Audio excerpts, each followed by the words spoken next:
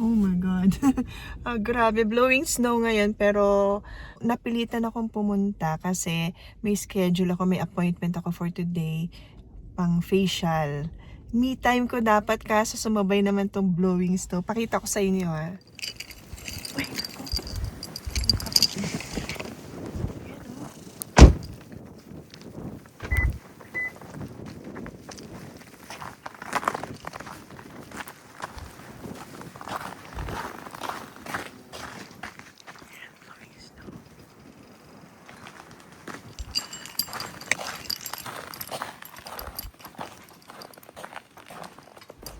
Yan, kakatapos ko lang.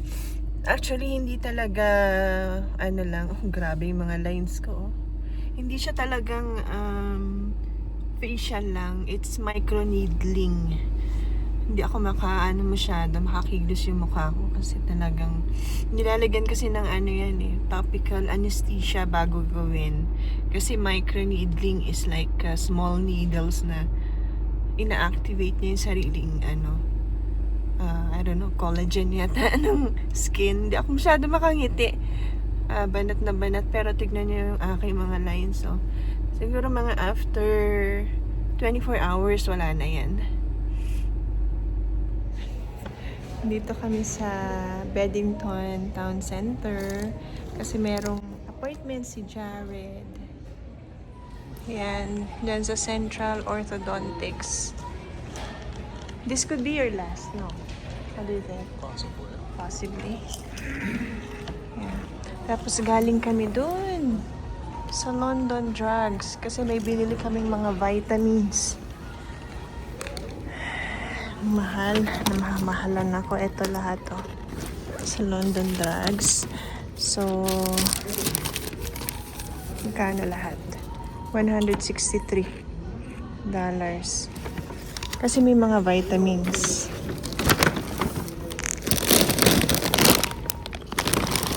Talaga. Alam niyo ba na ang mga pusa mahilig mag-sunbathing? Ayan. Ito yung isa. At ito yung isa.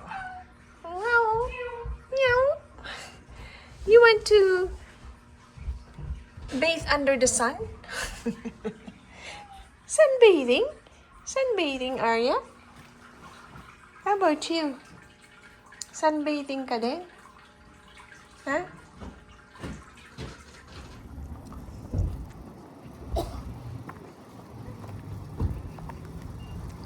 Seafood City. Manginginain kami sa Seafood City. Gusto namin mag-mami.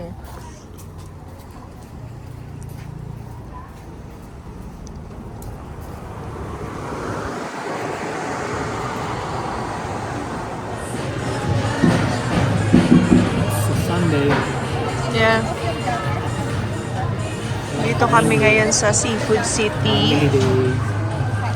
Crispy Town kasi gusto namin mag-mami.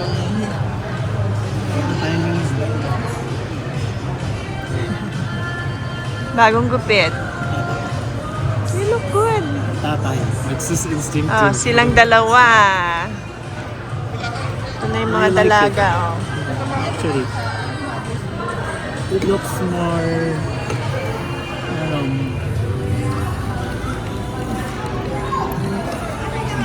Ipuan-tuan.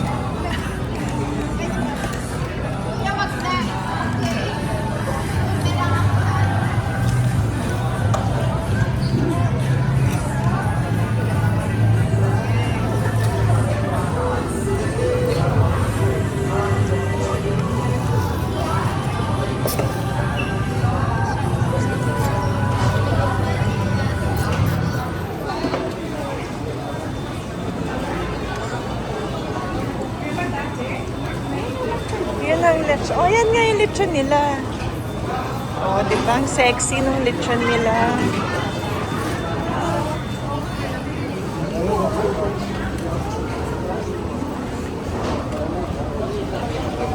Oh, tenga. May tenga. Ano bumibili ng isda?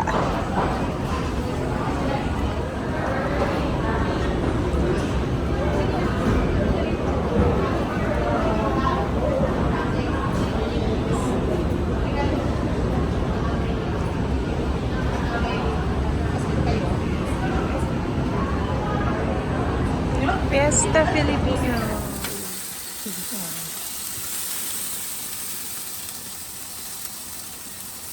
Ito yung tuna pa nga. Lahat bumili tayo ng pang-inasan. In-order namin to sa nag-wholesale. So, isang box, 20 pounds. Hati kami ni Lala. Sagta 10 pounds kami. Actually, sobra siya eh. 10 plus sa... bali, parang 20 plus na pounds, ano? Siguro 21 pounds, ganyan. Or sobra pa. Tapos naghati kami ni Lala. 150. Ang laman niya ay 10 na panga. Yan. Meron pa kami in-order na crab. Ano ba yun? Stone crab ba yung tawag doon? Ay, stone talaga. Rock crab. Sige, sara mo muna. Yung rock crab naman ay 190, tapos 14 pieces siya. Hati din kami ni Lala. Yan na, luto na.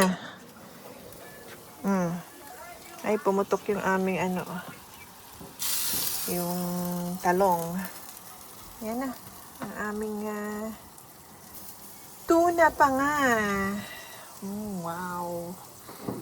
Wow. Ito na ang aming dinner. Ensaladang talong, tapos ang panga ng tuna na may sausawan na masarap. At syempre, mawawala ba naman ang only rice? Kain tayo. Yung tatlo, walang kubyertos kasi magkakamay yung tatlo. Yung isa lang ang meron. Mini donut. Bumili kami ng mini donuts sa Doughboy. Sa Northeast daw to. So, tignan natin kung anong laman. Ay! Matcha. Okay. Parang na oh. Drink it into Matcha and Bueno. Bueno? The other one also? No, it's different. This Wow. Dubai chocolate, tsaka Michael Jackson. Wow, Michael Jackson. At saka si Dubai chocolate daw. Ito, yung Michael Jackson. Ito yung Dubai chocolate. This is matcha and this is Bueno. Palagay ko ano to? Kinder. Kinder? Okay. Mali pala. Yun. Magkano? 30. 30 plus yung apat? Ay, yung dalawa?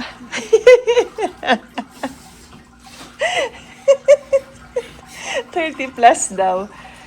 Yan, tikman natin. Sige na, tikman na. May ganyan pa. Siyempre, si Matcha siya. Ako yung Dubai, ha?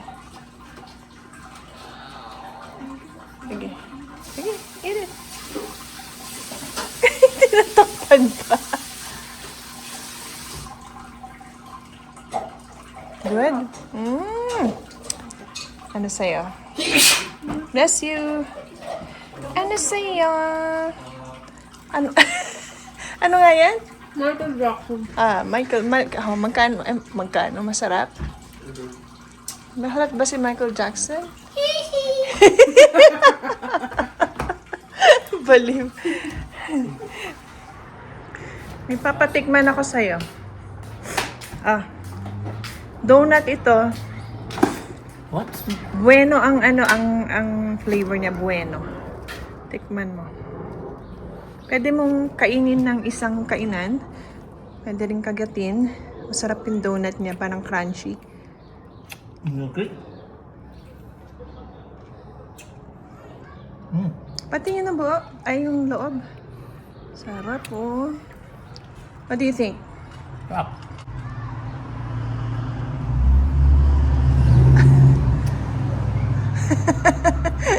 Akin na yan. Ano kasi kami ngayon? Spring cleaning. Ayan yan. Ang dumi na nga. Hindi naman madumi. Actually, malinis nga yan eh. Kaya lang, madaming gamit na kailangan itabi. Ayan.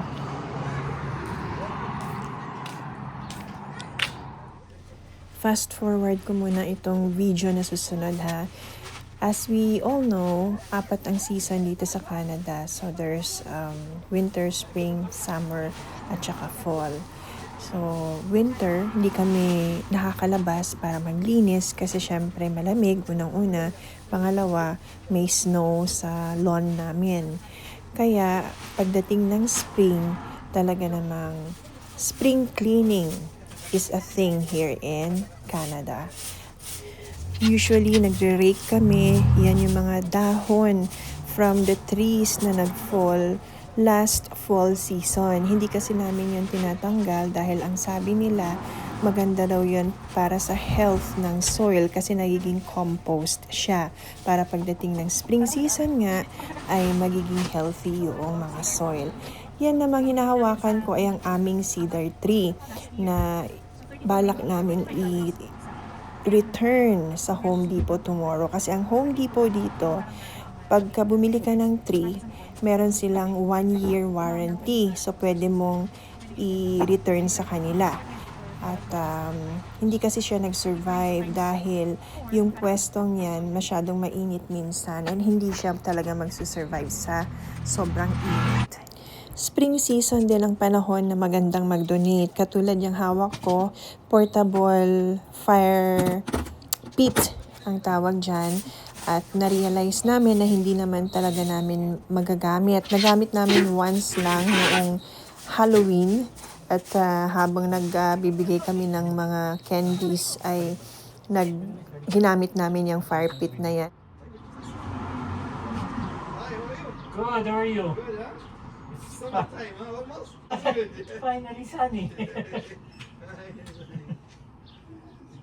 So garbage bag nila. Ito lalagay ko sa side, hindi na lang sa kanan. Kasi pangit dito sa left eh. Yero na yung ginamit ko. Isa yun sa mga neighbor namin dito.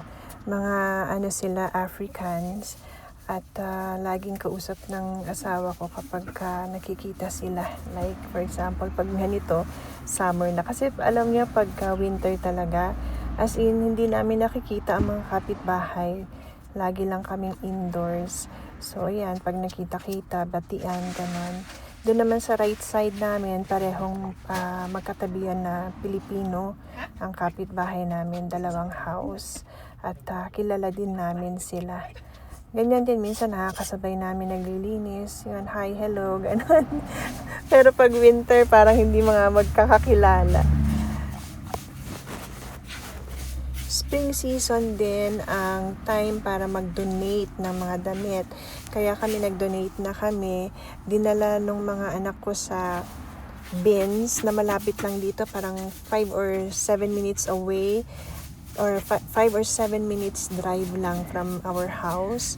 May mga bins doon, 4 na bins yata yon na pwede kang maglagay lang ng clothing, minsan shoes, ganyan.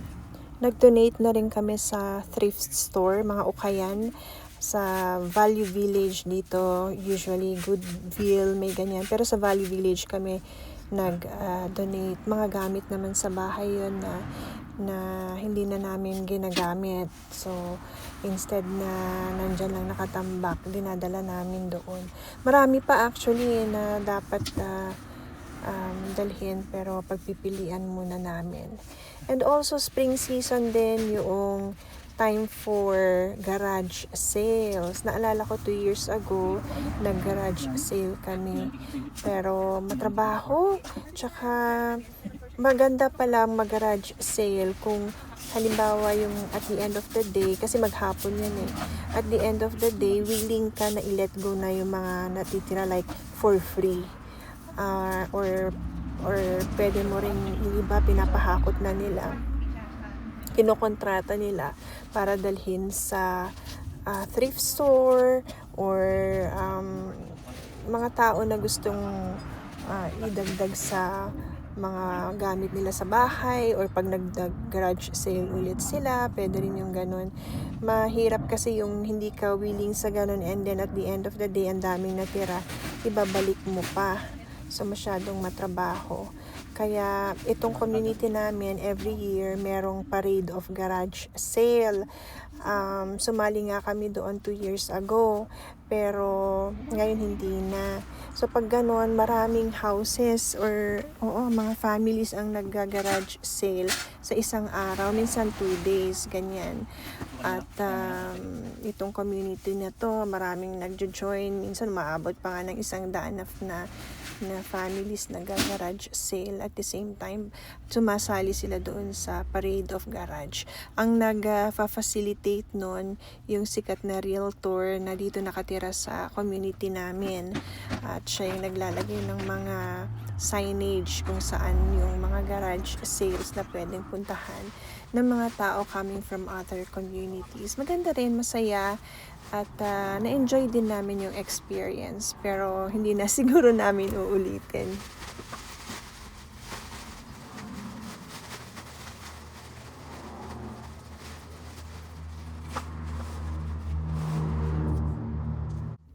Susunod naman, gagamitan na ng asawa ko ng blower, yung mga leaves or yung mga kalat na nasa gilid or sumingit sa mga bato, ganyan, mga damo na natuyo na.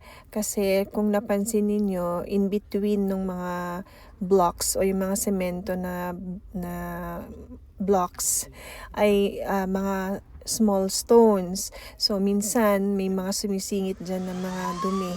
Kaya blower na lang ng asawa ko kasi mahirap i-rake dahil sumasama yung mga pebbles. Sayang naman kasi binibili din dito yung pebbles. At mas mabilis pati yung ganyang proseso. Yan. Uumpisahan niya dyan sa aming veranda kasi bago niya power washer.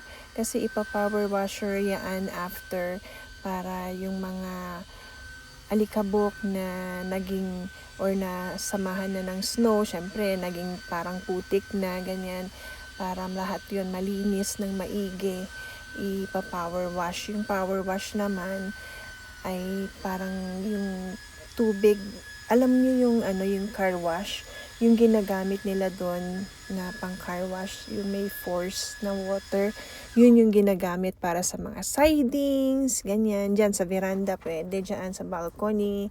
Tapos, yung sidings na sinasabi ko is yung pinaka-wall ng bahay, paligid yan, ipa-power wash. Pero, normally, ginagawa lang namin yun every after year. Minsan nga, after 2 years pa eh. Hindi yung every year kasi baka masira naman yung mga sidings.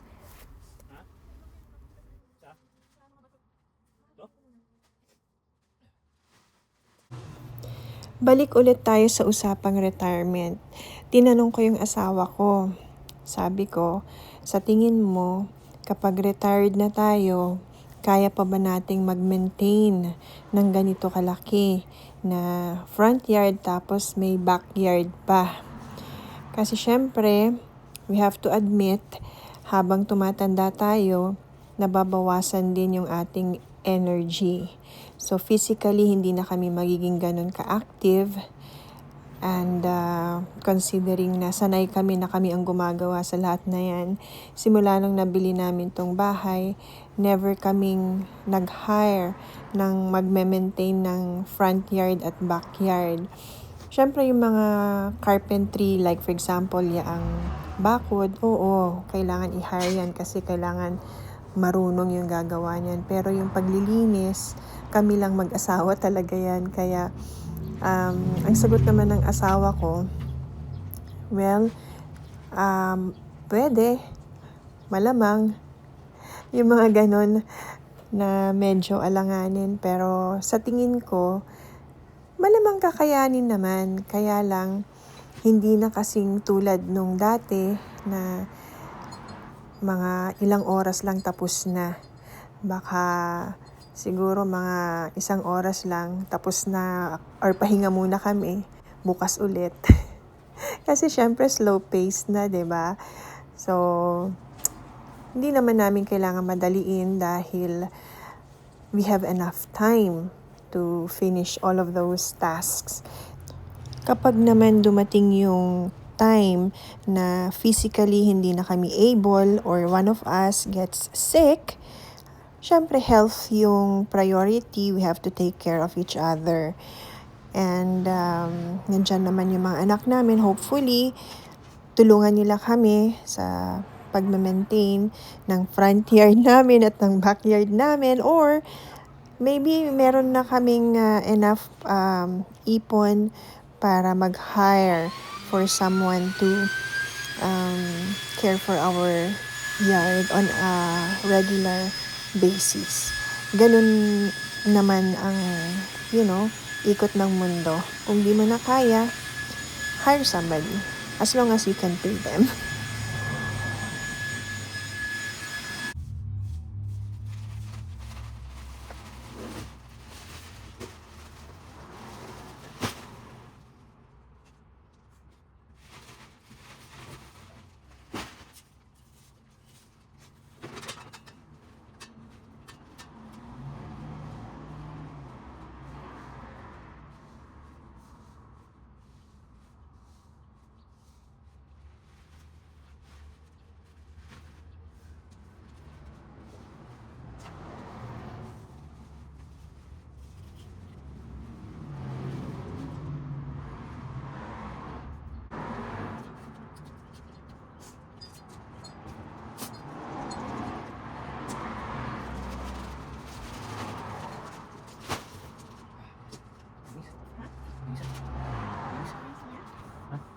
May tsura? Sorry, isa pa.